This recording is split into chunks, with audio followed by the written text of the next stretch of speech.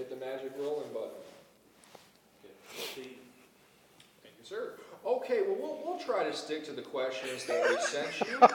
That's all right. Go wherever you want to go. If there's an opportunity for a follow-up, we might throw it in there. So, but I try to stick on topic. That's fine. So, sir, we like to do this because it plays such a large part in our Laureate stories to find out about your background a little bit. And I understand that you grew up on the family farm. Could you speak a little bit about what it was like growing up there? Well, I grew up in western Illinois, near a little town of Walnut Grove, which maybe had 7 people if everybody was there. My dad was a tenant farmer. And growing up in a small community, whether it be Walnut Grove or Bushnell, which was where I went to high school, it's a community where everybody knows everybody. And so you grow up with, number one, the respect of everybody that you're around. Number 2, you grow up not ever wanting to embarrass your family or anybody else in what you do. And I got involved in 4-H at age 10 and FFA in high school, learned skills of public speaking and parliamentary procedure and being involved in teams and groups. And that whole combination of growing up in a rural environment, and even though we didn't really have a whole lot, we didn't ever feel like that we were disadvantaged in any way. But I think that developed in me the ethics, the integrity, the understanding that people look to you to be the kind of person that other people around you are, and that stuck with me in my career. Those are excellent values to have. I wish they were in greater supply these days.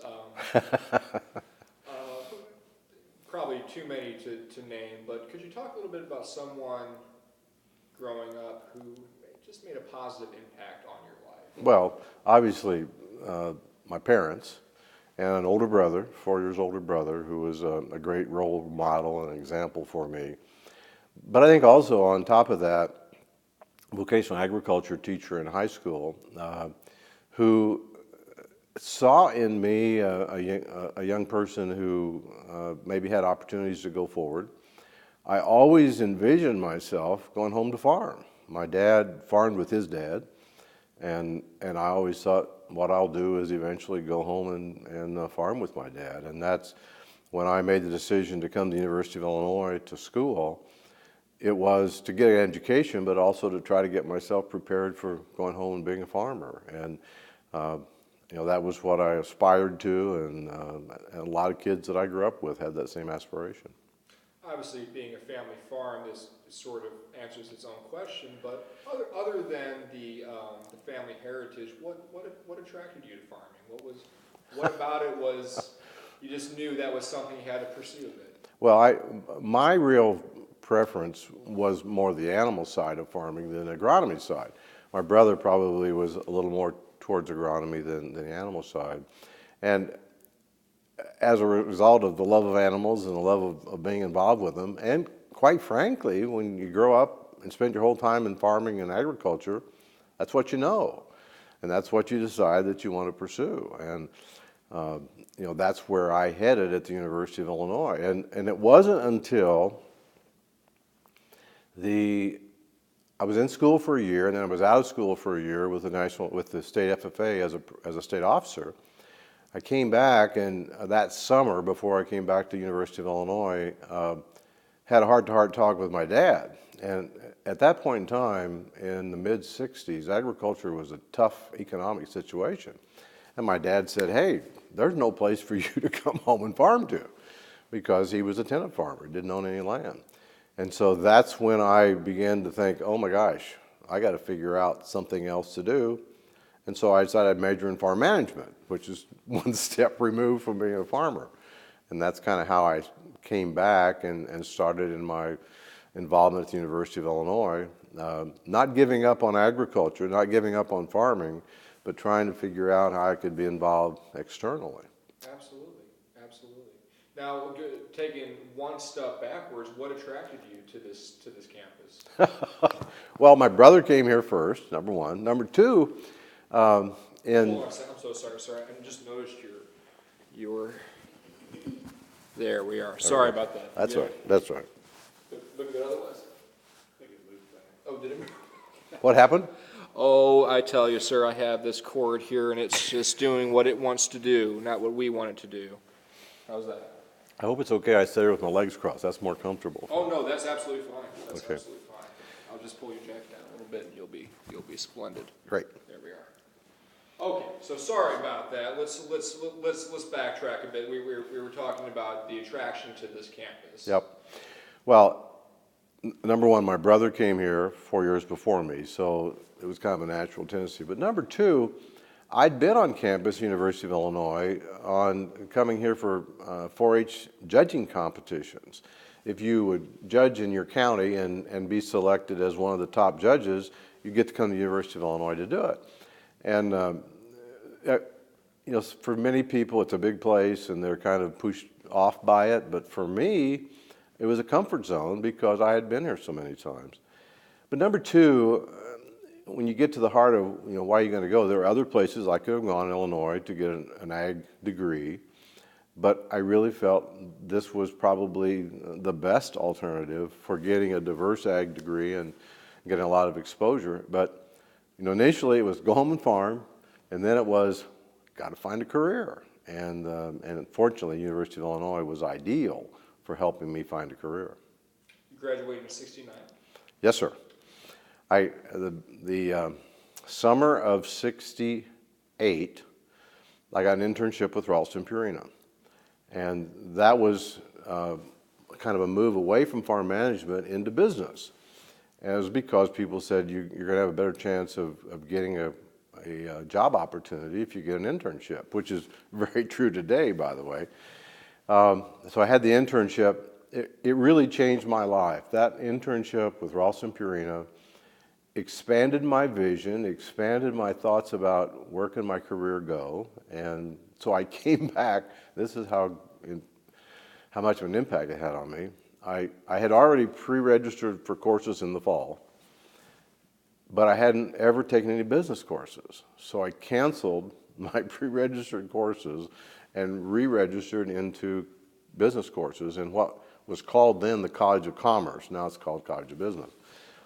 And so for the fall of '68 and the spring of '69, with the exception of 2 ag courses, everything was in the College of Business. And then fortunately, Ralston came back in the spring of '69 and offered me a full-time job. And so that whole sequence moved me from going home to being a farmer, to being a farm manager, to actually going into the business world. And I guess you could say I never looked back from that point on. I've read your list of accomplishments, sir. It's a book. It is quite humbling, actually, to see a career like yours and see such success. And you know, sadly, we couldn't focus on all the many companies that you've helped expand and grow and been at the top levels of. But you're very well known for Purina Mills. You talked about how you got started there. You got an internship. Can you take us from that to president and CEO? Yeah, it's a pretty amazing series of things. Fortunately, Ralston understood that I'd met my wife at University of Judy, who eventually became my wife at University of Illinois, but she still had a semester and a half to finish in school when I graduated. And so they hired me into a job that would keep me in Illinois. And then we eventually got married about 6 months later, and they kept us here while she finished school and while I moved through the jobs.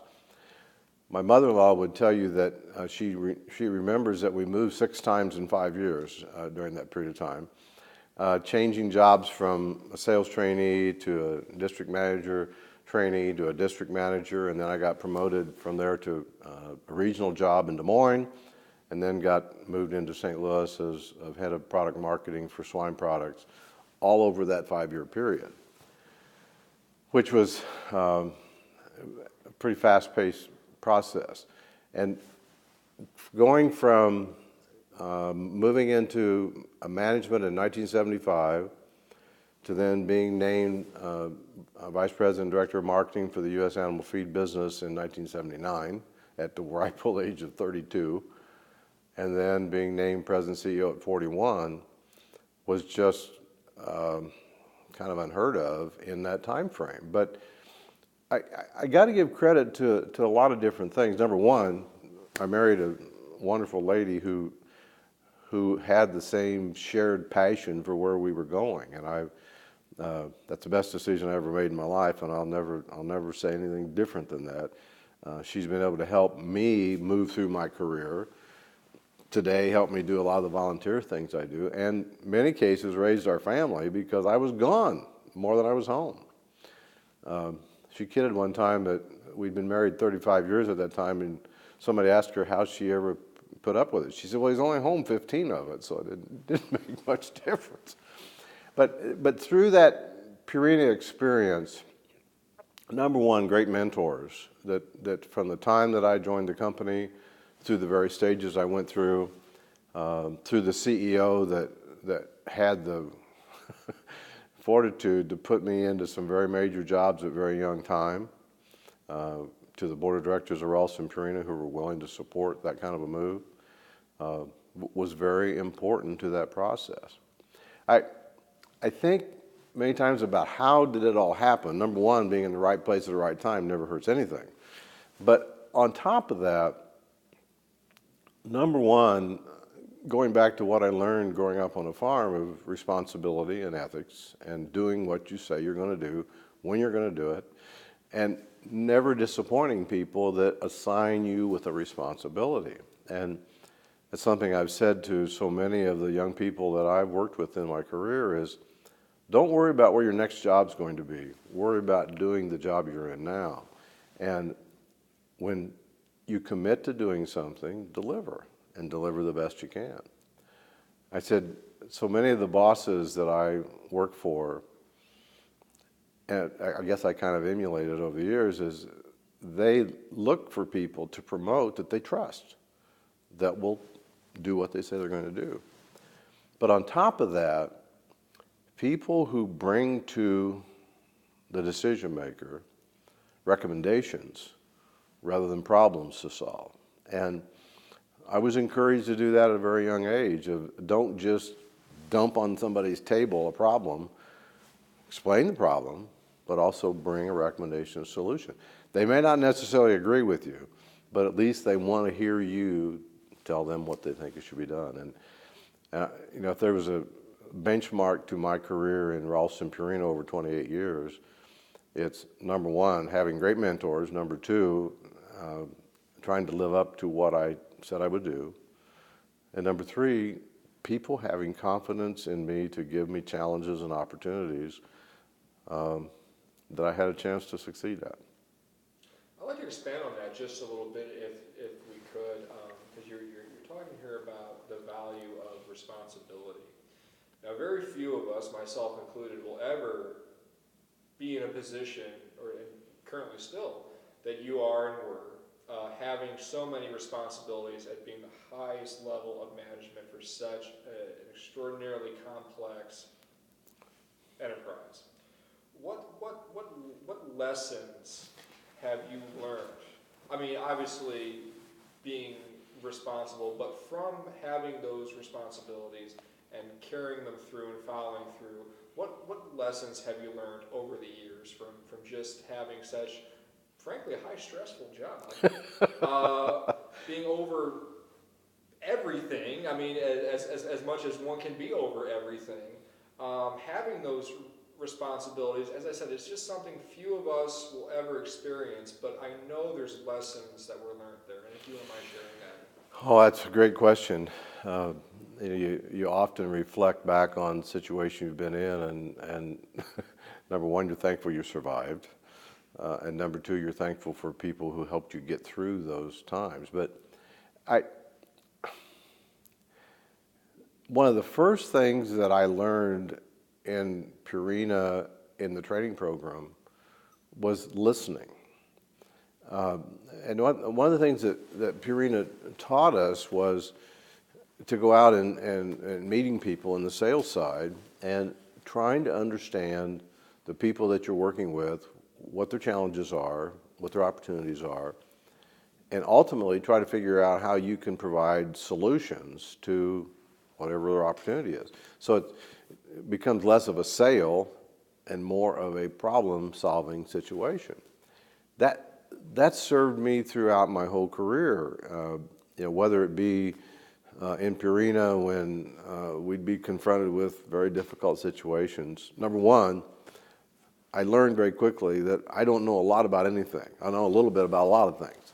And so as a result, when we get in a tough situation, it was to get the people involved who had the skill, had the knowledge, had the experience, challenge them with whatever the situation was, and bring to us, me, a recommendation of where we go from here. And I think many times leaders sometimes, maybe it's ego, maybe it's a fear of not looking totally decisive and strong. They are hesitant to bring in other people to give recommendations.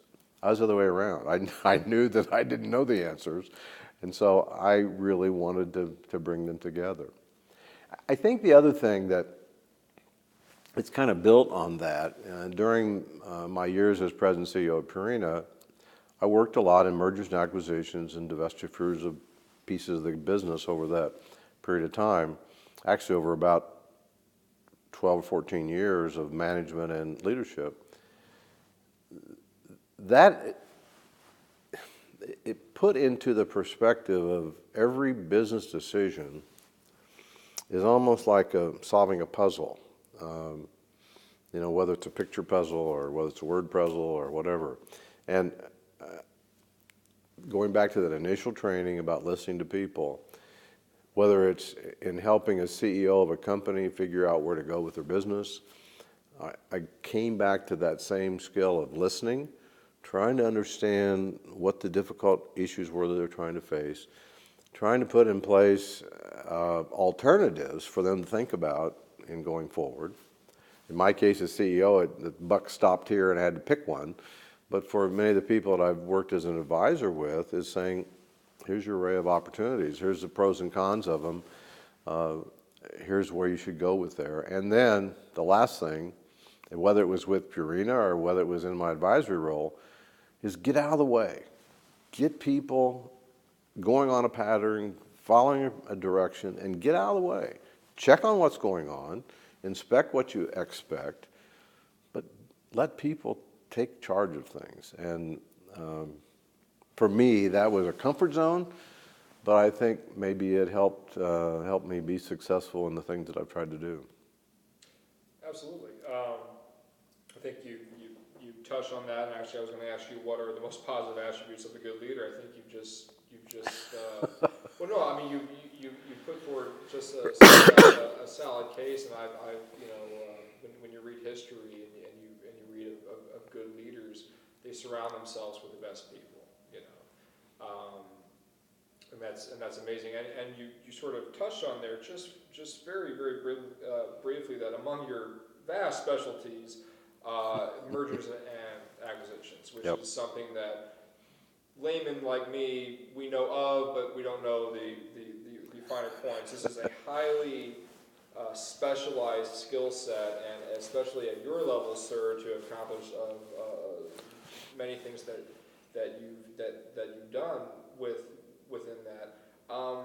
What skill sets, or maybe you've already mentioned them, but what skill sets helped you carry out these highly specialized kinds of professional pursuits?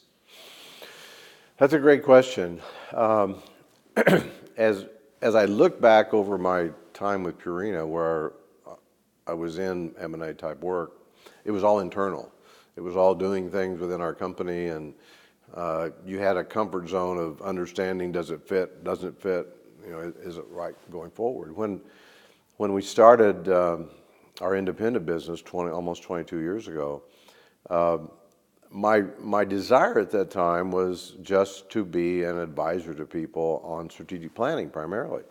Matter of fact, I taught a course in corporate business valuation and strategic planning for 2 semesters.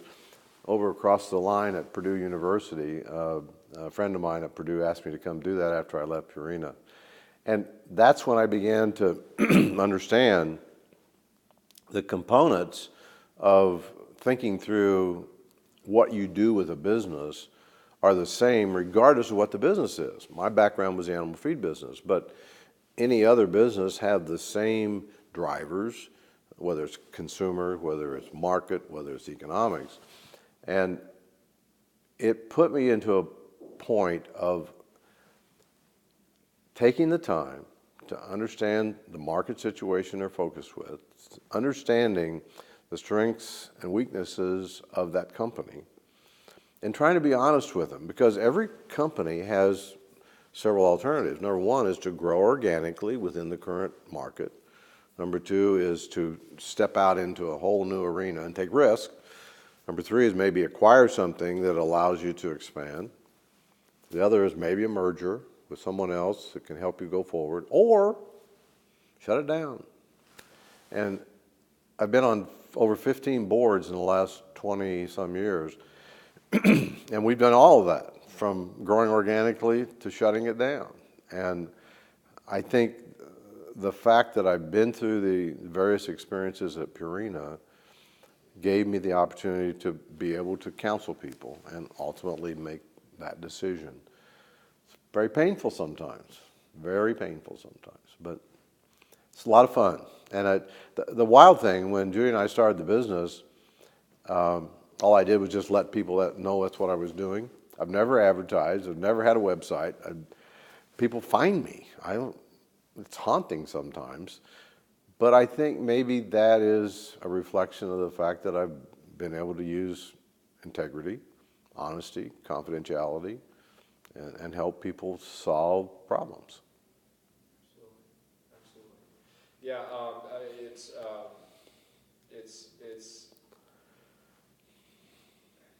it's an industry where, as you said, sometimes it's shutting it down, sometimes it's growing, but the fact that people have come to you and continue to come to you for your sage wisdom, I think, no, and I really do mean this, is a definite compliment to your knowledge, your experience, and the fact that, as you said, you were trusted. You know, this is very, these are people's lives, these are people's, enterprise, and, they need someone who can give them the straight answer, to be honest with you, and I think that's why you are so sought after. And well, continue to be sought after. Been very lucky. Well, yes, but I think that is well earned, sir, and I know, being here today, you and I were discussing in the beginning, do we want to do this interview at your home? Do we want to do it at the U of I? And as soon as we started talking about the U of I know I could see your passion for this. The contributions that you've made over the years here, the contributions you continue to make. I think I have here in the notes. You've really come full circle. You've started as a student walking its hallways, all the way to the highest echelon, the highest levels of leadership, management here. Talk about a little bit about what this institution means to you. Well, number one, I met my wife here, so it's very important from that standpoint. And thank goodness she said yes. Number two, as I alluded to earlier, it created the opportunity for me to move from my childhood dream of being Can we say the University of Illinois instead of it? Oh, I'm sorry. No, I'm so sorry. I'm just thinking of yes. Oh, thank you. But yeah. Sorry. The University of Illinois has been critical both in my personal life, with meeting my wife here and us going forward from there, and having two great kids who've also finished their college education, one of which at the University of Illinois, and three grandkids. But secondly, the University of Illinois created the opportunity for me to move from my original childhood dream of being a farmer to ultimately pursuing a career in business with Ralston Purina, and then offering me the opportunity to come back and give back, starting in the College of Ag and ending up as chairman and CEO, or chairman of the Board of Trustees of the University of Illinois, which it's pretty awesome. And I think about my career that I've been really fortunate and honored to be given the opportunity of leadership in business, but also really honored and privileged to have an opportunity of leadership at the University of Illinois. Almost two different careers, which and I don't think of the U of I as a career, but at the same time, the U of I has been a major part of my life from the beginning to this point in time. The other thing I'd say about the U of I, University of Illinois, it is a remarkable place. We have 3 campuses, 6 medical schools, soon to have 7, 83,000 students and over 20,000 employees and $5.6 billion budget. But it's in the business of changing the lives of young people just as it changed mine, and creating opportunities wherever they may decide they're going to go in a career.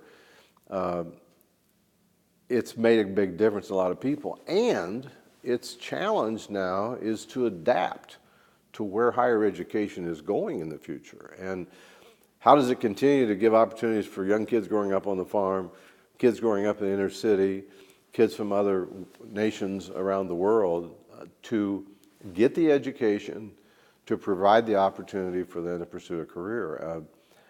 It's a remarkable place in education, in research, in outreach, in technology commercialization, which we've been a real leader in on this campus, and we're looking forward to adding it into the Chicago campus of the University of Illinois also. So there isn't anything else other than my faith in God and my family that is important in my life than the University of Illinois. Well, it sounds like it's extremely rewarding for you to be. It has been fun. It's been fun. Well, you know what? That's what life's all about too. Is loving what you do, and especially when you're loving giving back. That must be the ultimate. And, it is. Satisfactions. And to narrow down a little bit to the College of Agricultural and Consumer and Environmental Sciences, let me actually read this question verbatim just so I don't miss out an important word here. How does the U of I set the standard for higher education in the state of Illinois, and nationally as one of the country's leading comprehensive research universities? I want to touch a little bit on the research. Yep. Well, going back to the creation of the University of Illinois, agriculture was one of the key components of the U of I when it was started.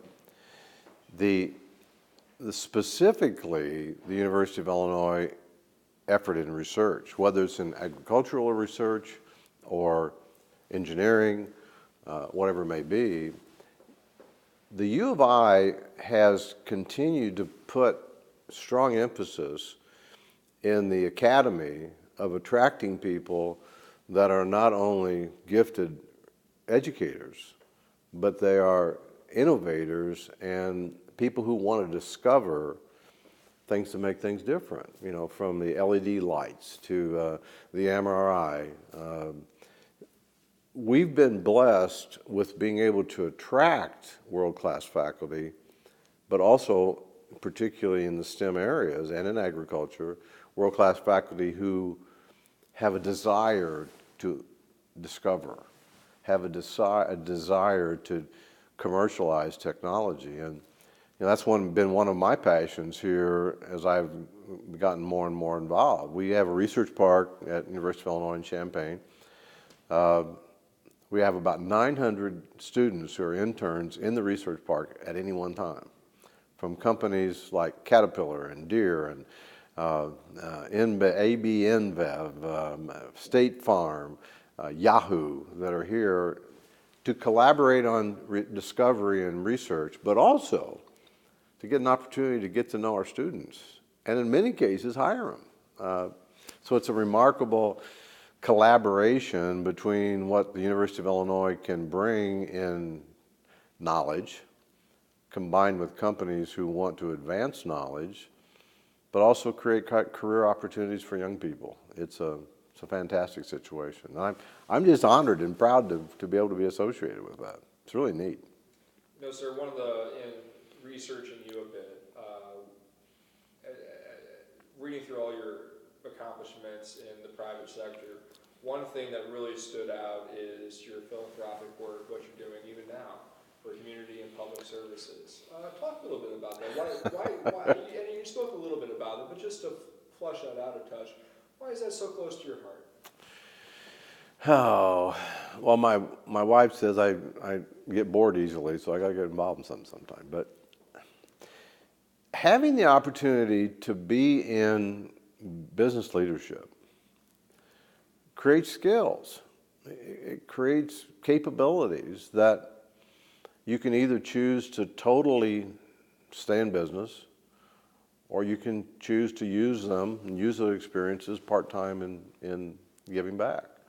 A lot of the people, a lot of the mentors that I had along the way in Purina, mentors that I had at the university along the way, I saw people who found time within their busy lives to also give back. And so to me, it was a natural, particularly since some of those same people were so helpful to me.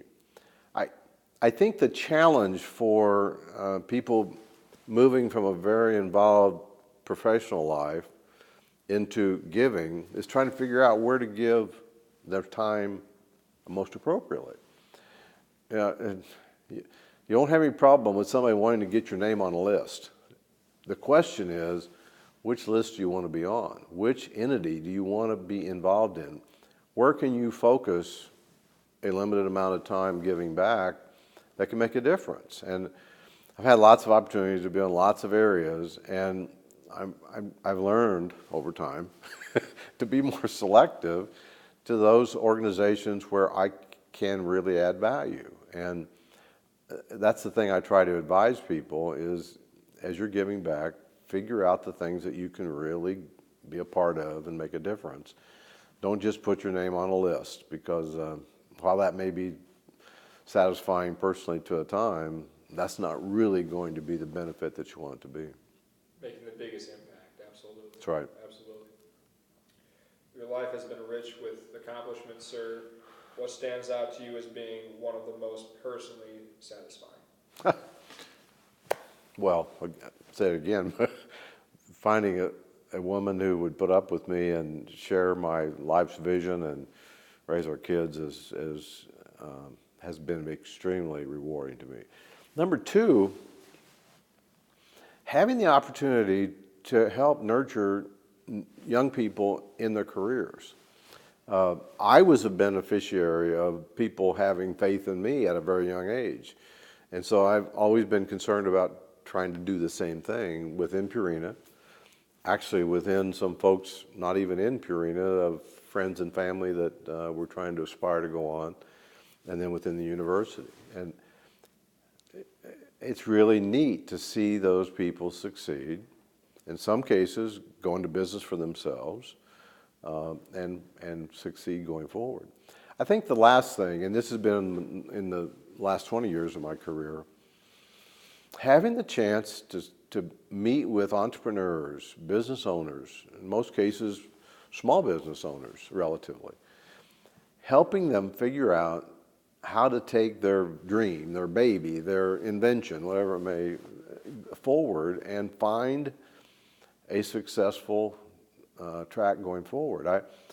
I joined a public corporation about 15 years ago that was about 50 million in sales, and I was asked at that time to join it to help it figure out how to grow. Today it's a 600 million company, and that's not because of anything I did, but it's because of the nurturing that we did with that management team and helping them grow and acquire and go forward. And those kinds of experiences live on, because you can see people that have created a whole new life for themselves over being successful. So family, employees, external people that I've helped, those are three things I'm very proud of. It's a ripple effect too, one small drop creates many It is. ripples. So, It is. It's scary sometimes. It is indeed, and fulfilling to see. Well, one final question in our interview, we would be remiss if we didn't bring up the fact that you are about to receive the Lincoln Academy of Illinois Award this May the 5th. What does it mean to you, sir? Well, receive a word in Lincoln's name. Yeah. Well, I consider myself a product of Lincoln. You know, you stop and think about what Abraham Lincoln did in a very short period of time that created opportunities for young people in rural America. You know, number one, the Homestead Act, which he passed, which granted land, federal land, to people to go homestead and to start farming. Number two, the Morrill Act, which created the land-grant universities, where, again, the government gave land to each state to create a four-year institution, University of Illinois being one of those first ones. And the vision that Lincoln had, and the folks who sponsored that act and created the land-grant colleges, was to help young people have an opportunity to go on and get a higher education, particularly focusing in engineering and agriculture, but it grew into all other kinds of things. And that created an opportunity for my brother and I that we probably would not have had if it hadn't have been for that. But you go on from there. He created the act that established a railroad system in the United States. And for agriculture in this country, for the expansion of agriculture technology, the railroad was critical to taking the Homestead Act, putting people out in rural areas, and then expanding that technology. And of course, last but not least, of Emancipation Proclamation, and then his putting in place the restoration process before he was assassinated, created opportunity, as we talk about diversity, which is a very major driver of things we do here today. But it's diversity of all things, from kids growing up in rural America that had maybe limited opportunities to minority kids in the inner city. Lincoln had that vision that everybody should have an opportunity. Until then, it was primarily private higher education that only a few could go to. So to me, the fact that I'm here, the fact I got to go to the University of Illinois, the fact that I was able to have a career in agriculture, if there's any one person that all goes back to, it's Abraham Lincoln. And so it's particularly significant honor for me to get a recognition by the Lincoln Academy. Well, it's an honor for us, sir, to be with you today.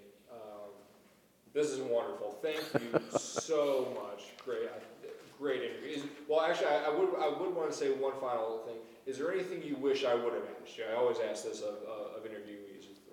Like, oh gosh, if only he would have asked me this, I could have said that.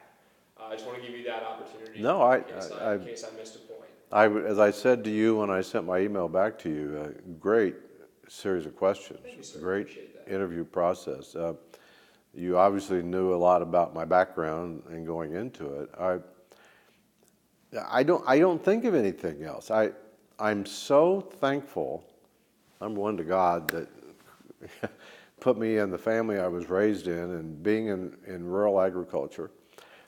I'm quite frankly thankful that my dad said to me, "There ain't a place for you. You got to figure out where to go in your life." Because it would have been a lot easier just to go home and farm. Not that farming is easy, but it would have been an easy connection. And that propelled me into everything that's happened from my personal life to my business life. And you know, when you're going through this whole process of life, you don't think about this stuff. It's only when you get to this stage and you get to reflect back on what all's happened. And it's remarkable how things happen. Just like it's remarkable that Abraham Lincoln ended up being elected president after losing more elections than he won. And yet he became the president of the United States and quickly made decisions, took action, got somewhat of an adversarial legislature to do things that were setting the stage for the true expansion of this country. Wow, that's just amazing. So I'm glad you ended with that question, because to me, that's one thing I want to say in my 3 minutes when I get on the stage is that I am a product of Lincoln, and I'm so thankful for it. Thank you so much, sir. My pleasure. I think we're good to cut roll. You don't think we need to do that again now, right? Oh, no. Good.